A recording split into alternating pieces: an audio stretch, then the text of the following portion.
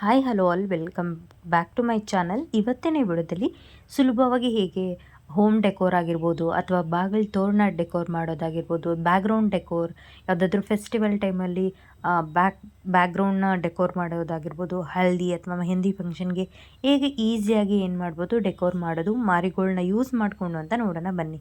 First ಏನಿಲ್ಲ, ಒಂದು ಕಡ್ಡಿ ತೊಗೋಬೇಕು. ಕಡ್ಡಿಗೆ ಸೇಮ್ ನೀವು ಹೇಗೆ ಹೂವು ಕಟ್ತೀರಲ್ವ ಆ ರೀತಿಯಾಗಿ ಒಂದು ನಾಟ್ ಹಾಕೋಬೇಕಾಗುತ್ತೆ.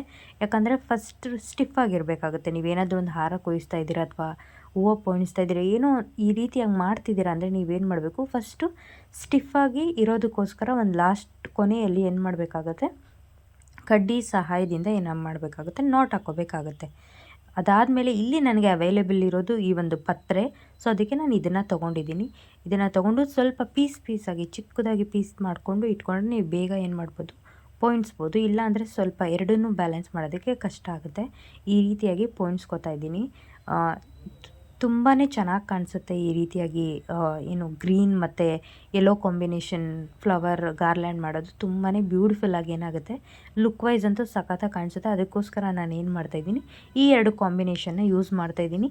ನಿಮಗೆ ಬೇರೆ ಫ್ಲವರ್ಸ್ ಅವೈಲೇಬಲ್ ಇದ್ದರೆ ನೀವೇನು ಮಾಡ್ಬೋದು, ಬೇರೆ ಫ್ಲವರ್ಸಿಂದನೂ ಸಹ ನೀವು ಮಾಡ್ಕೋಬೋದಾಗುತ್ತೆ.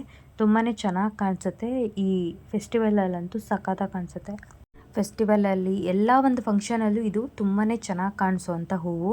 ನೋಡ್ತಾ ಇದ್ದೀರಲ್ಲ, ಒಂದಾದಮೇಲೆ ಒಂದು ಪೋಣಿಸ್ಕೊಳ್ತಾ ಹೋಗಬೇಕಾಗುತ್ತೆ ಈ ರೀತಿಯಾಗಿ. ಕೆಳಗಡೆ ಇರೋ ತೋಟನ ಸ್ವಲ್ಪ ಏನು ಮಾಡಬೇಕು, ಮುರಿದು ಸೈಡ್ಗೆ ಇಟ್ಬಿಡಿ. ಇಲ್ಲಾಂದರೆ ಸ್ವಲ್ಪ ಏನೋ ಚೆನ್ನಾಗಿ ಕಾಣಿಸಲ್ಲ, ಅಷ್ಟು ನೀವು ಪರ್ಫೆಕ್ಟಾಗಿ ಮಾಡೋದಕ್ಕೆ ಸಾಧ್ಯ ಆಗೋಲ್ಲ. ಅದಕ್ಕೆ ಅದೊಂದು ತೋಟನ ರಿಮೂವ್ ಮಾಡಿ ಆಮೇಲೆ ಗಾರ್ಲ್ಯಾಂಡ್ ಮಾಡಿದ್ರೆ ತುಂಬ ಚೆನ್ನಾಗಿ ಕಾಣಿಸುತ್ತೆ. ಒಂದೇ ಸೈಜಲ್ಲಿ ಫ್ಲವರ್ಸು ಅಷ್ಟೇ ಸೆಲೆಕ್ಟ್ ಮಾಡ್ಕೋಬೇಕಾದ್ರೆ ಆಲ್ಮೋಸ್ಟ್ ಎಲ್ಲನೂ ಒಂದೇ ಸೈಜಲ್ಲಿ ಇರೋ ಥರ ತೊಗೊಳ್ಳಿ.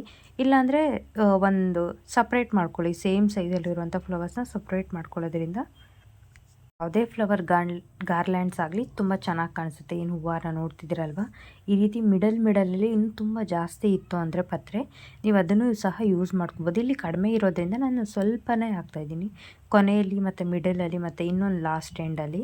ನೋಡಿ, ಈ ರೀತಿಯಾಗಿ ಪೀಸಸ್ ಮಾಡಿಕೊಂಡ್ರೆ ನೀವು ಈಸಿಯಾಗಿ ಪೋಣಿಸ್ತಾ ಹೋಗ್ಬೋದು. ಅದಕ್ಕೆ ನೋಡ್ತಾ ಇದ್ದೀರಲ್ವ ಎಷ್ಟು ಚೆನ್ನಾಗಿ ಕಾಣಿಸ್ತಾ ಇದೆ ಅಂತ.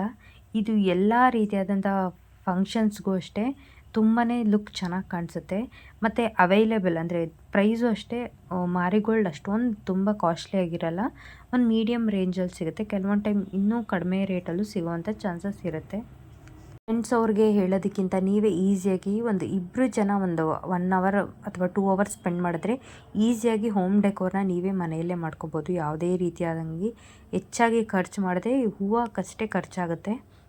ನೋಡ್ತಾ ಇದ್ದೀರಲ್ಲ, ತುಂಬಾ ಚೆನ್ನಾಗಿರುತ್ತೆ. ಮತ್ತು ಕೊನೆಯಲ್ಲೂ ಸೇಮ್ ಏನು ಫಸ್ಟಲ್ಲಿ ಮಾಡೋದಲ್ಲ, ಕಡ್ಡಿಯಿಂದ ಒಂದು ಲಾಕ್ ಮಾಡ್ಕೊಳ್ಳೋದು, ಆ ರೀತಿಯಾಗಿ ಲಾಕ್ ಮಾಡಿಕೊಂಡು ನೋಡಿ ಎಲ್ಲ ಸಮವಾಗಿ ಬರೋ ಥರ ಈ ಪತ್ರೆನ ಕಟ್ ಮಾಡಬೇಕಾಗುತ್ತೆ. ನೀವು ಬೇಕಾದರೆ ಚಾಪ್ ಮಾಡ್ಬೋದು, ಇಲ್ಲಾಂದರೆ ಹಾಗೇನೂ ಬಿಡ್ಬೋದು. ಇಲ್ಲಿ ನಾನು ಚೆನ್ನಾಗಿ ಕಾಣಿಸುತ್ತೆ ಅನ್ನೋ ಒಂದು ಕಾರಣಕ್ಕೆ ಏನು ಮಾಡ್ತಾಯಿದ್ದೀನಿ, ಸೇಮ್ ಫ್ಲವರ್ ಸೈಜ್ ಅಷ್ಟೇ ಏನು ಮಾಡ್ತಾಯಿದ್ದೀನಿ, ಈ ಪತ್ರೆನ ಏನು ಮಾಡ್ತಾಯಿದ್ದೀನಿ, ಕಟ್ ಮಾಡ್ತಾಯಿದ್ದೀನಿ.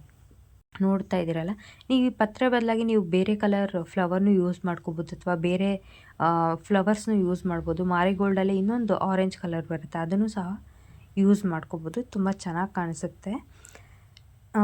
ಈ ವಿಡಿಯೋ ನಿಮ್ಗೆ ಏನಾದರೂ ಇಷ್ಟ ಆಗಿದರೆ ಲೈಕ್ ಮಾಡಿ, ಶೇರ್ ಮಾಡಿ, ಸಬ್ಸ್ಕ್ರೈಬ್ ಮಾಡ್ಕೊಳ್ಳಿ.